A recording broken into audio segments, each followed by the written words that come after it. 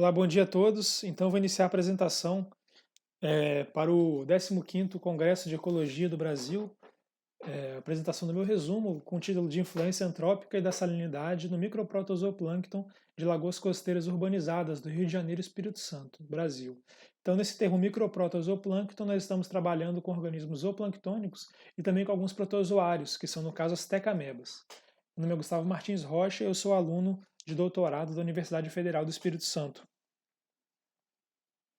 Então, monitoramento ambiental é uma importante ferramenta de gestão de recursos naturais. Então, ela faz parte de estudos de impacto ambiental e é responsável por fornecer dados do estado de conservação de uma determinada região que está sob influência antrópica. E a gente sabe que o biomonitoramento é uma das ferramentas para o monitoramento ambiental e ela se utiliza de organismos biológicos para fazer essa aferição de grau de impacto. E os zooplânctons são muito utilizados para isso por causa da sua resposta rápida frente às variáveis ambientais e também frente aos mecanismos de pressão antrópica e as suas modificações no ambiente que elas provocam. E muito em função da sua resposta rápida a esses fatores por causa do ciclo de vida bastante curto desses animais. Mas, porém, alguns fatores ambientais também influenciam a distribuição desses organismos, não é apenas a pressão antrópica. Então, o objetivo desse resumo é tentar identificar o grau de influência tanto da salinidade como da pressão antrópica e como que se dá esse balanço na estrutura da comunidade microprotozooplânctônica. Então fizemos coletas em 8 lagoas costeiras do estado do Rio de Janeiro e do Espírito Santo, lagoas com diferentes graus de impacto antrópico e também lagoas com diferentes graus de influência salina. Então foram 4 lagoas na região de Campos dos Goytacazes, no Rio de Janeiro. Então nós temos aqui a lagoa de Iquipari, a lagoa do Açu, a lagoa de Gruçaí, a lagoa de Cima. Então são 4 lagoas no Rio de Janeiro, nessa região de Campos dos Goytacazes. Também tivemos coletas na lagoa de Caraís, na lagoa do Barco, na lagoa de Maringá e na lagoa Juara, que são 4 lagoas da região costeira do Espírito Santo. Então fizemos 5 amostragens de cada uma dessas lagoas em 2 campanhas, uma no verão e outra no inverno, abrangendo aí um período chuvoso e um período seco. Então coletamos 100 litros de água em cada ponta amostral, utilizando um balde graduado e rede de 60 micras, para conter os organismos objetivos do estudo. Para cada estação foi utilizado multiparâmetro para obter valores de pH, oxigênio dissolvido, sólidos totais dissolvidos, salinidade, turbidez, temperatura e profundidade de cada um dos pontos. E as amostras biológicas foram então analisadas em microscópio invertido e lupa, no laboratório da UFES, e alguns cálculos estatísticos que foram feitos para a gente entender melhor a estrutura da comunidade e como que a comunidade responde às variáveis que nós estamos estudando. Principais resultados, os principais grupos que foram identificados foram rotíferos, protozoários, náuplios de copépoda, náuplios de cirripédia, larvas de insetos, cromistas e moluscas. As espécies mais abundantes foram Brachionos plicatilis, Brachionos angulares, Eugliffa filífera, Arcella hemisférica e Diflugia bryophylla.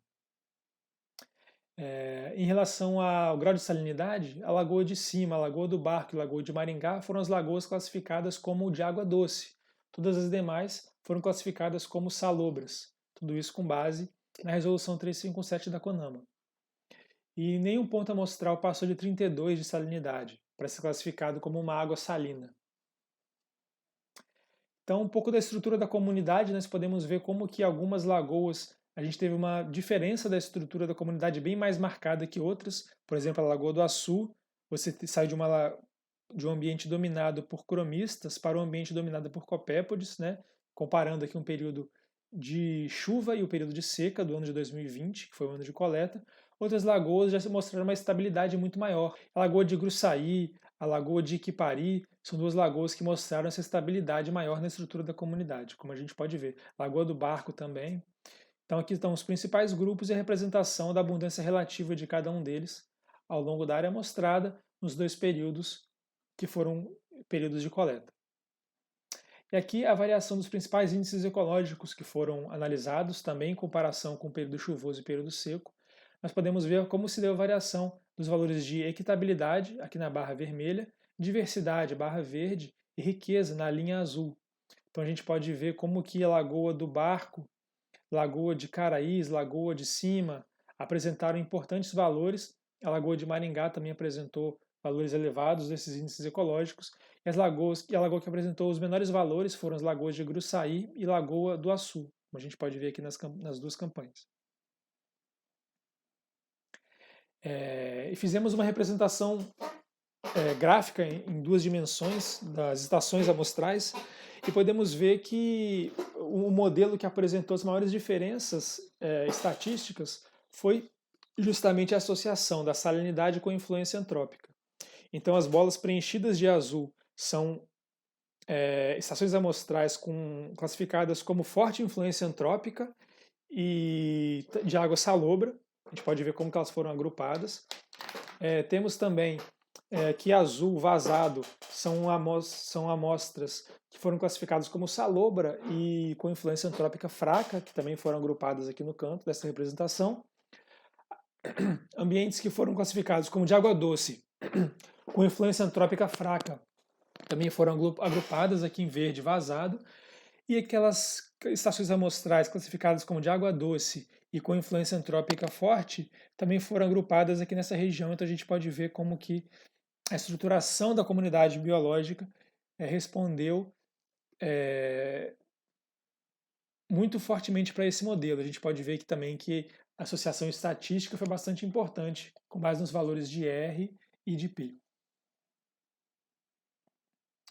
A análise de Simper, que demonstra que os grupos que foram mais representativos para cada uma dessas condições, águas salobras com forte influência antrópica foram tipicamente dominadas por uma comunidade de braquionos plicatílis, braquionos angulares e exartra, além de náuplios e cirripédia de copépoda. Ambientes com água doce e fraca influência antrópica foram dominados principalmente por centropixes discoides e centropixes acoleatas, além de náuplios de copépodes e rotíferos, o rotífero Polyarthra sp sendo o principal deles, e ambientes de água doce com forte influência antrópica, por sua vez, teve principalmente sua comunidade zooplanctônica composta por Arcella hemisférica, Euglifa filífera e Brachionos calicifloros, além de náuplios de copépodes. Então, partindo para a discussão, a gente pode ver que a estrutura da comunidade microprotozoplânctônica esteve ligada às características ambientais de cada lagoa, como foi atestado pela análise de similaridade e pela representação gráfica em duas dimensões que nós acabamos de mostrar.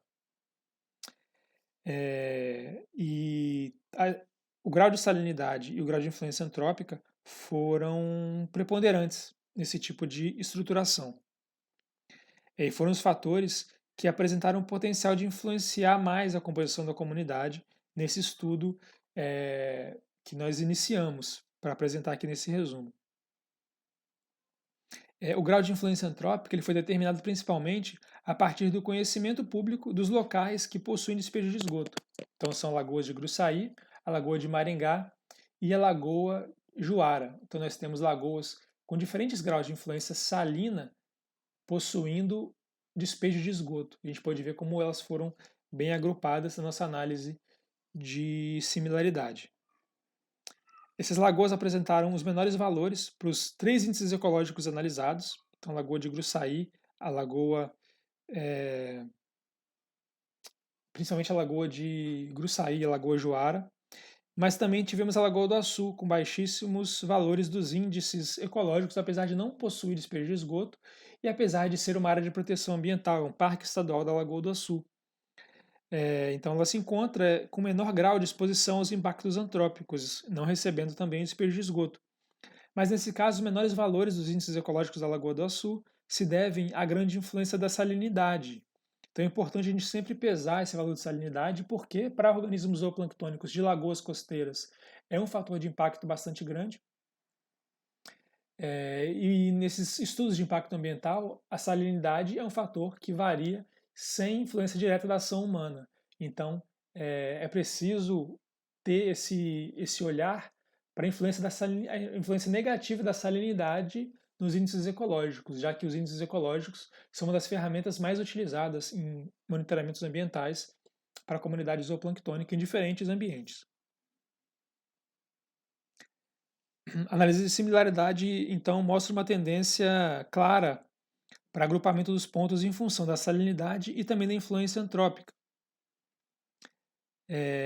Então isso é muito importante a gente ter em mente, né? A gente pôde ver como que o MDS demonstrou que os pontos localizados na Lagoa de Iquipari se assemelharam aos pontos das demais lagoas que também recebem despejo de esgoto.